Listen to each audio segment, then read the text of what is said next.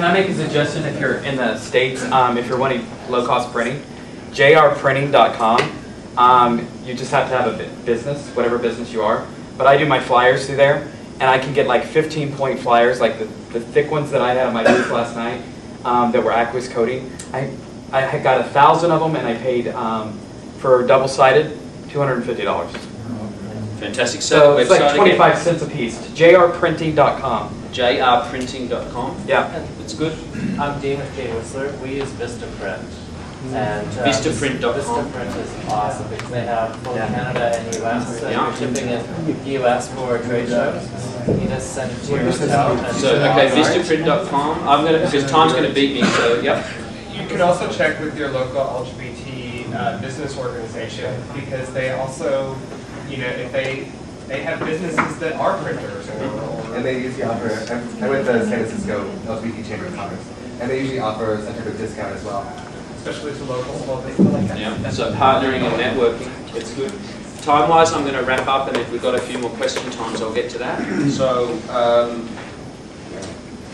oh, I can't finish because one thing John Tanzella said, this slide wasn't going to be in here, but I put it back in. There is good data outside the US, and we've done quite a bit of it. This is UK data that we've done for 2005 to 2007. This is working with Believers, the largest European gay publisher. In 2005, the lesbian and gay consumer market in the UK, people aged 17 and older, it's around 2.95 million consumers in the UK. They spent £3.5 billion on leisure travel in that year. By 2007, again, pre-crash, we haven't gone back in and tested post-crash, but in 2007 the figure went up to 4.7 billion, which was quite a healthy figure. And while I'm throwing data at you, what's the price of love? Well, if you're in the UK, this is actual data using the exact number of people who entered a civil partnership in 2007. We look at what they spent on various categories in millions of pounds. We only tested this with people. We said, did you actually enter a civil partnership during that period? Yes, I did. Then we took the actual figures from the Home Office. So we feel very strong that this data is extremely credible. £47 million was spent on civil partnership gay honeymoons in the UK. Now, if you work North America, this guy's interested. Yay! You know, that's good for him after 100 days that you can get a reaction, because after 200 or 300 days, I hope it's still up. Yeah, We'll see. But he has still on his website some really good LGBT policies. He has said during an election when it wasn't necessarily the best vote-winning thing. He changed it last week. He's changed the page. Yes. And it's much discord. The Human Rights Campaign is currently talking. Right, and the Don't Ask, Don't Tell thing is still a live issue as well. Yeah.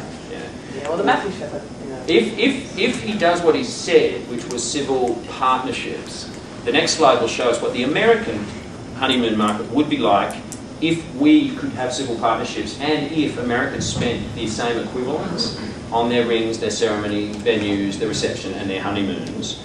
I actually think that whether he chooses to or not, I think the tide is almost, we're at the tipping point. I think what's going to happen is we'll have north-south for a while, and I hope that it's dominoes.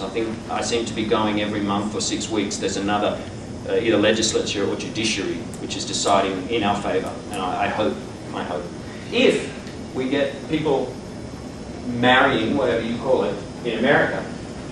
We have a new report coming out based on our research and estimates, but we're predicting these sorts of numbers for rings, ceremony venues, receptions. If you look at the estimated spend we predict for gay honeymoons, that's over $1/3 of $1 billion each year in a new market that doesn't exist yet.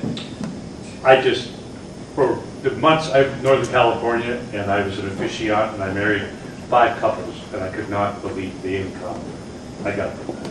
And then they took it away from me. Yeah.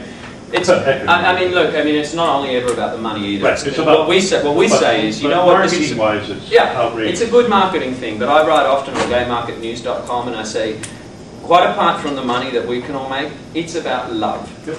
And I reckon that's a good argument to throw back at them at any time. Why do you want to get married? Because I love him.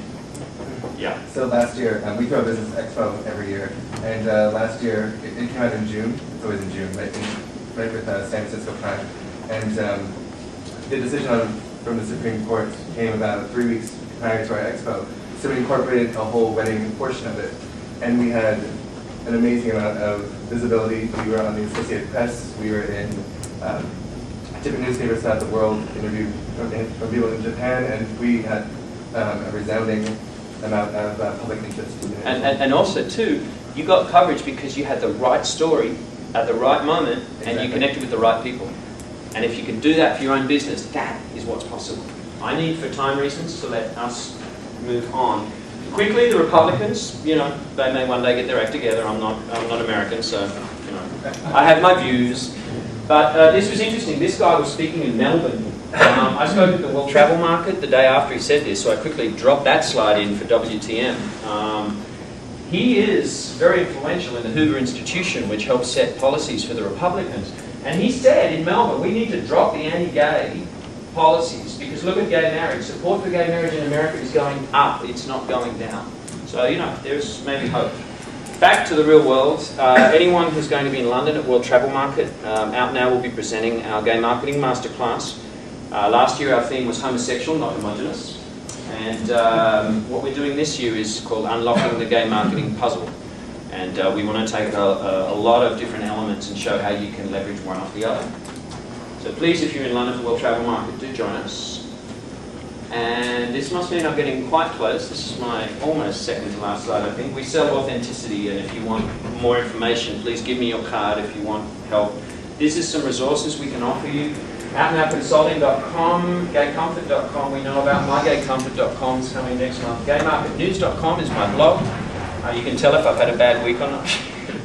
This is a good one, youtube.com/gaymarketing. That's our YouTube channel, and there's quite a nice lot of stuff in there, some quirky, some informative. You may find that of value. I hope so.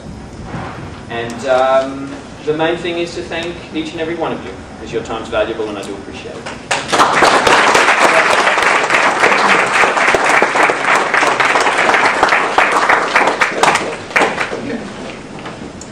So thank you. If you have any questions, you can ask.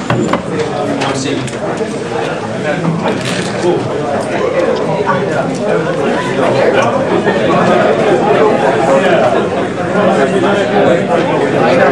Thanks for coming. I want to give you my card.